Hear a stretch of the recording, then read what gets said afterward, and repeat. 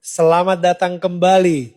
Teman-teman Indonesia, tahun 2025 tidak dibuka dengan kembang api, tapi dengan badai deportasi yang belum pernah terjadi sebelumnya. Bayangkan bangun tidur dan sadar Washington sedang main gila.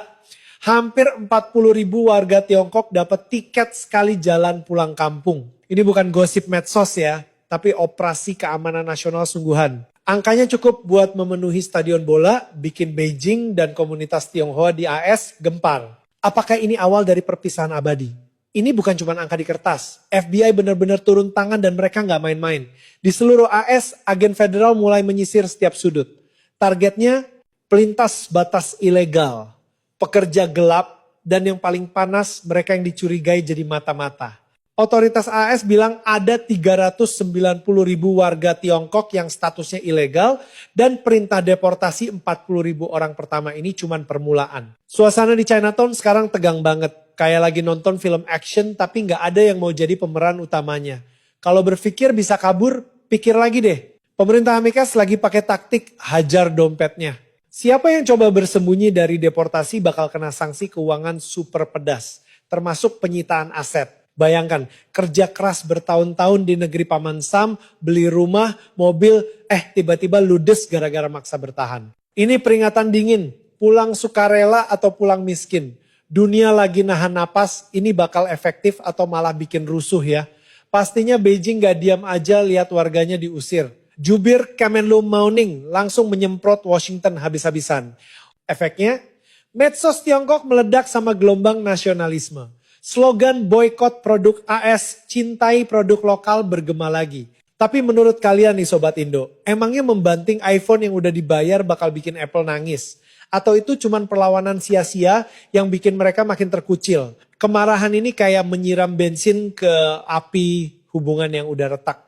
Seolah deportasi belum cukup drama, Mike Gallagher menambahkan bensin lagi lewat tulisan heboh di Wall Street Journal. Dia bilang blak-blakan, usir semua mahasiswa Tiongkok dari Harvard. Alasannya pedas banget. Ngapain AS buang sumber daya pendidikan elit buat melatih musuh bebuyutan? Dia anggap ini sama aja kayak memelihara anak macan, bikin Beijing makin kuat buat melawan AS nantinya. Pendapat ekstrim. Tapi anehnya makin banyak pendukungnya di Washington. Ketakutan sebenarnya ada di satu kata, teknologi. AS parno banget riset dan teknologi rahasia mereka dicuri. Mereka yakin membuka pintu universitas top buat mahasiswa Tiongkok itu sama aja mengasih karpet merah buat Beijing nambah kekuatan militer. Ini bukan lagi soal kuliah biasa. Kampus udah jadi medan perang. Tiap skripsi, tiap proyek riset sekarang diawasi ketat banget. Menurut kalian AS lebay atau emang beralasan buat panik? Aksi langsung menyusul omongan. Kemenlu AS konfirmasi udah membatalkan lebih dari 6.000 visa pelajar. Yang paling panas tuh tuduhan ke Kennedy School-nya Harvard, pabriknya pemimpin dunia. Sekarang tempat itu dijuluki sarang mata-mata Beijing, tempat anak pejabat Tiongkok membangun koneksi. Mike Gallagher membongkar apa yang dia sebut jalur operasi Beijing tepat di jantung Amerika. Tamparan keras banget buat kaum elit Tiongkok. Tragedi nggak cuma datang dari AS. Di wisuda UCLA, Jane Fan, wanita Tiongkok Amerika, berani mengkritik kebijakan imigrasi Trump. Dia pikir dia lagi mempraktekkan kebebasan berpendapat. Apesnya, dia malah diserang sama bangsanya sendiri. Medsos Tiongkok isinya sumpah serapah. Suruh Xi Jinping jemput sana, usir dia sekarang. Jane kejepit, AS curiga Tiongkok menganggap pengkhianat. Contoh sedih betapa dalamnya perpecahan ini. Tahu nggak ironisnya di mana? Dulu AS sama Tiongkok tuh lengket banget. Data 2024 menunjukkan 1,4 mahasiswa asing di AS itu orang Tiongkok. Lebih gila lagi, 40% dokter sains dan ahli AI di AS itu keturunan Tionghoa. Mereka lah otak di balik Silicon Valley. Tapi masuk 2025, bulan madu bubar. Angka-angka cantik ini sekarang jadi bukti ketergantungan bahaya yang mau diputus sama Washington. Dampak pembersihan ini bukan di angka kertas, tapi kesunyian ngeri di ruang riset. Proyek jutaan dolar mangkrak, lab yang dulu terang benderang sekarang dingin kayak rumah hantu. Suasana curiga pekat banget, profesor takut terima mahasiswa baru, mahasiswa takut jadi target berikutnya. Ini kemunduran sains gara-gara ketakutan politik. Di Stanford lebih aneh lagi.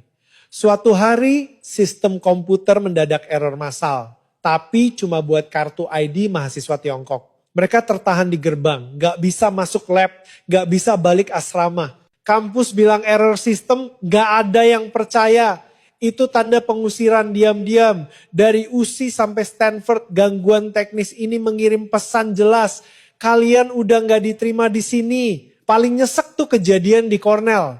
Mahasiswa PhD, udah 3 tahun berjuang dan menghabiskan $120.000 duit orang tua. Tiba-tiba dapat email visa F1 dicabut. Tanpa peringatan, tanpa penjelasan, cuman Anda punya 72 jam buat angkat kaki dari AC.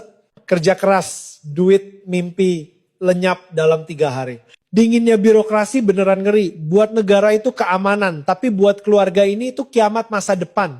Gak cuman itu, politisi AS mau menaikkan level permainan jadi hardcore. Aktivis Laura Loomer koar-koar. Buat kasih pelajaran ke Beijing, batalkan visa semua mahasiswa Tiongkok. Dia bahkan menyentil ide buat mengusir putrinya Xi Jinping yang katanya pernah kuliah di Harvard. Panas gak tuh? Dulu AS sibuk sama perbatasan selatan.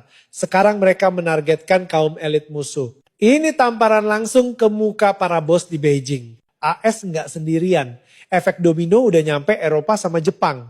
Negara-negara maju ini mulai membatasi kerjasama sama Tiongkok di bidang sensitif kayak semiconductor, AI, dan kuantum. Tiongkok yang tadinya pabrik dunia sekarang jadi target kecurigaan nomor 1 soal imigrasi dan teknologi. Tembok tak terlihat lagi dibangun mengelilingi Beijing bukan dari batu bata tapi dari sanksi dan rasa curiga. Tapi tragedi nggak stop di sanksi atau perbatasan negara.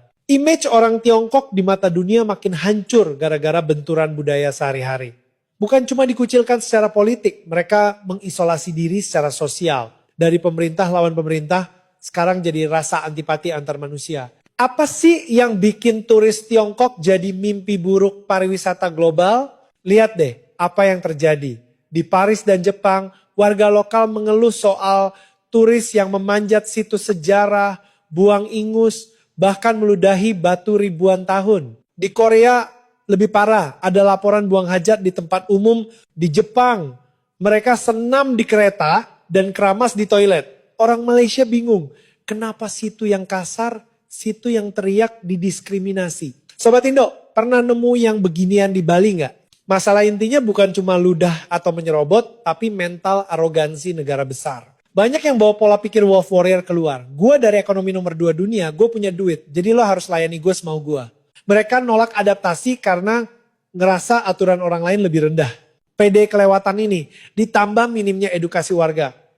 Bikin gelombang boykot diam-diam tapi keras dari warga lokal. Kok bisa gitu ya? Padahal Tiongkok kan negara sopan santun dengan sejarah 5.000 tahun. Jawabannya ada di sejarah modern. Sejak 1949 gerakan politik udah menghancurkan akar tradisi, tata krama, dan ikatan keluarga. Lubang moral gede banget tercipta. Kelakuan aneh sekarang itu bukan budaya Tiongkok asli, tapi produk dari sistem yang merusak budaya itu. Kebaikan dianggap lemah, rebutan dianggap hebat. Sedih banget kan? Contoh nyata Oktober lalu di Zhangjiajie. Guide Korea cuman pegang bendera buat mimpin grup, diserang pria Tiongkok yang melarang menancapkan bendera asing di tanah Tiongkok. Itu bukan patriotisme, itu xenofobia buta. Padahal 70% turis di sana orang Korea, kelakuan ini sama aja nendang piring nasi sendiri. Rasa musuh yang ditanam udah mengubah orang biasa jadi bom waktu budaya. Buat buktiin budaya nggak salah, lihat Taiwan, akarnya sama. Tapi Taiwan berhasil jaga kehalusan, tata krama dan kasih sayang yang hilang di mainland. Di bawah demokrasi, orang Taiwan hidup santai. Menyelesaikan masalah pakai ngomong bukan tonjok. Kontras ini bukti jelas. Kalau lingkungan sehat, tradisi bakal mekar. Tapi kalau politik racun masuk, budaya bakal bengkok sampai nggak dikenali. Cerita hari ini panjang dan penuh drama kan. Dari deportasi, mata-mata, sampai adab turis. Dunia berubah cepat banget dan kita lagi nonton sejarah. Sobat Indo gimana? Kalian tim Taiwan yang kalem atau mainland yang gaspol? Terus menurut kalian AS kelewatan gak? Komen di bawah ya, saya bacain loh. Jangan lupa like, share, dan pencet lonceng biar gak ketinggalan berita panas lainnya. Makasih dan sampai jumpa.